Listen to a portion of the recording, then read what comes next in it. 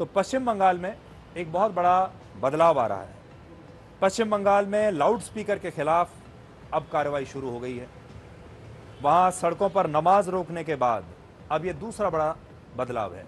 पहले नमाज रोकी गई और अब यह बात कही जा रही है कि अब आप वहां पर मंदिर या मस्जिद में लाउड स्पीकर भी नहीं लगा सकते। तो पश्चिम बंगाल पुलिस ने वहां के कई शहरों में धार्मिक स्थलों से लगभग 1,500 लाउड स्पीकर्स को हटा दिया है। इनमें से ज्यादातर लाउड स्पीकर मस्जिदों पर लगे हुए थे और तय सीमा जो रखी गई है उनकी लिमिट, उससे कहीं ज्यादा वो शोर कर रहे थे। एक रिपोर्ट हमने आपके लिए आज बनाई है, ये देखिए।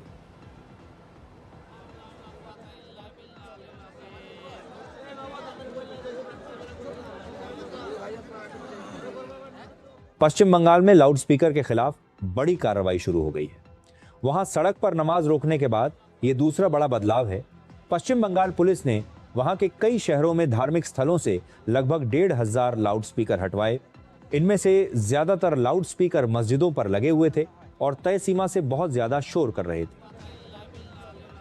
पश्चिम बंगाल में सिर्फ 2 दिनों में मस्जिदों से लगभग 1,300 लाउड स्पीकर हटाए जा चुके हैं। सबसे बड़ी कार्रवाई मुर्शिदाबाद और मालदा जिले में हुई है। मुर्शिदाबाद में मुस्लिम आबादी 66% और मालदा में 51% है और पूरे पश्चिम बंगाल में सबसे ज्यादा मुस्लिम आबादी इन्हीं 2 जिलों में है।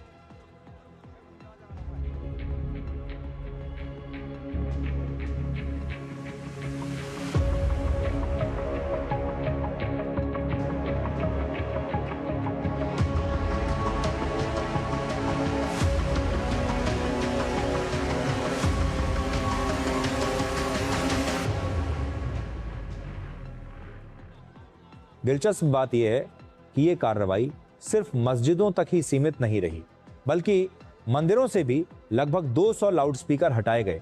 इसके बावजूद किसी भी हिंदू संगठन ने पश्चिम बंगाल सरकार के इस फैसले का विरोध नहीं किया, लेकिन पश्चिम बंगाल के मुस्लिम संगठनों और विपक्षी नेताओं को लगता है कि इस कार्रवाई में सिर्फ मुसलमानों को निशाना बनाया जा रहा है। मुस्लिम नेताओं का दावा है कि उन्हें मस्जिदों से लाउडस्पीकर हटाने का कोई लिखित आदेश नहीं दिया गया और वो इसे हाई कोर्ट में चुनौती देंगे। पुलिस ने उनको बुलाया, मस्जिद कमेटी को बुला के माइक्रोफोन को हटा दो, लाउडस्पीकर को हटा दो। तो उन लोग जब पूछा पुलिस को कि क्या ऑर्डर किया है, नोटिफिकेशन किया है, किस ऑर्डर के बेसिस से हम लोग को बोल रहे हैं, कोई नहीं देखा। बोला कि हम लोग बोला तो हो गया, लेकिन हमारा बात ऐसा यही है, अगर उतरना है तो रिटर्न पूरे कोई आपका ऑर्डर देना होगा। दूसरा बात आए तो पुलिस आके उतार दो। हम आदमी को ऐसा ही बोला, अब तहसील में लड़ाई में मत जाओ, अगर कोई ऑर्डर रहेगा तो कोई दिक्कत नहीं, उतार देंगे। बेकार ऑर्डर के आप बोल रहे फोर्स कर रहे उतारो, ऐसा नहीं चलेगा। इसके खिलाफ हम कोर्ट में जाएंगे। इस सरकार का काम के पर जुड़ा ध्यान देना चाहिए। वो काम के ज़्यादा ध्यान नहीं दे के ये थोड़ा दूसरा लोगों को कहीं माइक को लिए पड़ रहा है, कभी कुर्बानी को लिए पड़ रहा है, कभी अजान के लिए अजान को खिलाफ कर रहा है। ये नहीं होना चाहिए। मैं किसी मेरा इलाका को में कोई माइक को न मानने के लिए पुलिस वाला बोला, लेकिन ये नहीं मानूंगी। सीधे वो कोई हस्तक्षेप करेगी, कोई माइक उतार देगी तो सोचा मैं डायरेक्ट हाई कोर्ट में जाऊंगा। पश्चिम बंगाल में बीजेपी सरकार बनने के बाद मुख्यमंत्री शुभेंदु अधिकारी ने अपनी पहली कैबिनेट बैठक में नॉइज पोल्यूशन रूल्स को सख्ती से लागू करने का फैसला लिया था। इस कानून के मुताबिक सुबह 6 बजे से लेकर रात 10 बजे तक सार्वजनिक जगहों पर लाउड स्पीकर का इस्तेमाल करने से पहले पुलिस की अनुमति लेना अनिवार्य है।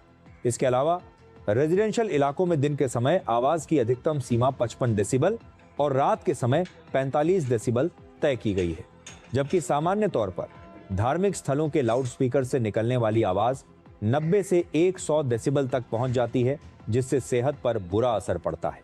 पश्चिम बंगाल सरकार का कहना है कि इन नियमों का पालन सभी को करना होगा और ये किसी एक धर्म के लिए नहीं है, बल्कि सभी पर समान रूप से लागू हैं।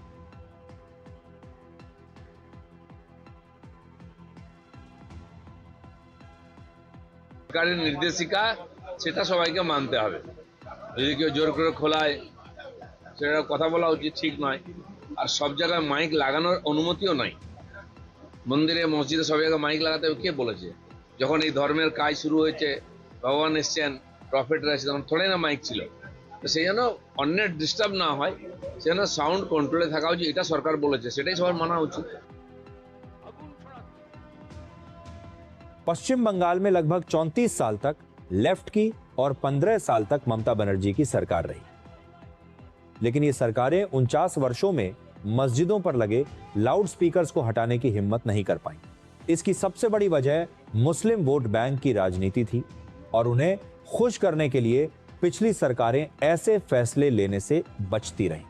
पश्चिम बंगाल की जनता वर्षों तक लाउड स्पीकर्स के शोर और सड़कों पर नमाज की वजह से होने वाली परेशानियों का सामना करती रही, लेकिन अब बीजेपी सरकार ने वोट बैंक की इस राजनीति पर हमेशा हमेशा के लिए ताला लगा दिया है।